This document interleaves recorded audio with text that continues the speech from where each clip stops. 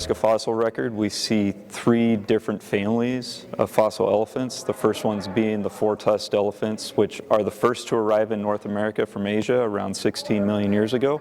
That's a very long-lived family. We see different species of the 4-tuskers going all the way up to about 1 million years ago. Somewhere around 1.6 million years ago, we see mammoths first come over from Asia, and those are grazers. Their teeth are designed with these flat ridges. In some of the diet and the pollen associated with these, it's 95% grasses and sedges are what they're seeing, with a little bit of like sagebrush and some other small shrubby plants on the landscape. And then we have the mastodons, which we're seeing here behind me. Now, mastodons are the 3rd family of elephants that we have here, but they were first here around 16 million years ago as well. They were just extremely rare in the fossil record until the Ice Age. In the Ice Age, habitat expands a little bit. They're more adapted for spruce forests where we have aspens and birch, kind of boggy, swampy environments more or less. So in the eastern third of Nebraska is where we find those. But we do find fossil mastodons all over from Nebraska all the way to the East Coast. Right. So even though they're rare in Nebraska, they're more common during the Pleistocene, but not as common as mammoths. We find probably 12 to 15 mammoths for one mastodon, and they're very restricted in habitat. So we can use basically what their teeth look like to determine their diets, and then we can go from their diets to reconstruct what the habitat looked like as well. So certain portions were more forested in this eastern third of the state during the end of the Ice Age. Mastodon may have been a likely candidate. Mastodon lived in forested regions and had teeth basically adapted for slicing up twigs. So that would be a possibility of one of the mega herbivores that would have been around at the end of the Ice Age to process the seeds. The nature that the seed has is that it's a very hard, very thick-shelled seed. These seeds would have been dispersed after something like a mastodon would have eaten them. Herbivores like this would have been the perfect candidate to eat these seeds, and after it goes through their digestive tract, the acid in the gut would have broken down this hard shell, and as passing through the digestive tract, it would have been the perfect scenario to spread these seeds.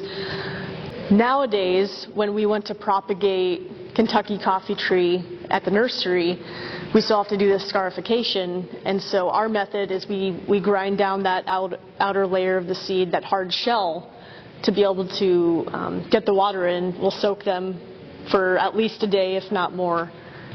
So nowadays it takes some human intervention or some sort of physical scarification to be able to get through that seed coat. The native range of Kentucky Coffeetree is actually anywhere between Pennsylvania to Nebraska and as far north as Minnesota and down through Oklahoma. So we call it native, but the beauty of the tree is that it's very versatile and it can naturalize almost anywhere in the world. It's very drought tolerant. It can take a wide range of soils throughout the country. It's very adaptable to different soil types. It can be considered a shade tree and ornamental tree. It's got a very fine textured leaf where it's kind of a compound leaf. You have a long panicle, as they say, and little leaves coming off the side, so it gives you a nice filtered light coming through. And then the seed pods on the female trees, so the trees are also dioecious, which means they either are male or female, and the female trees will hold on to their seed pods throughout the winter, so it kind of has this really cool look of having the pods dangling throughout the winter.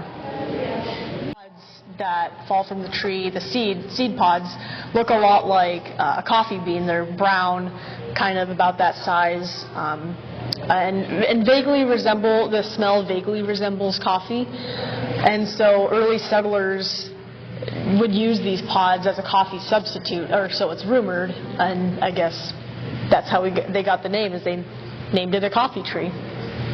So you definitely can try, although it's recommended that you roast the seeds first.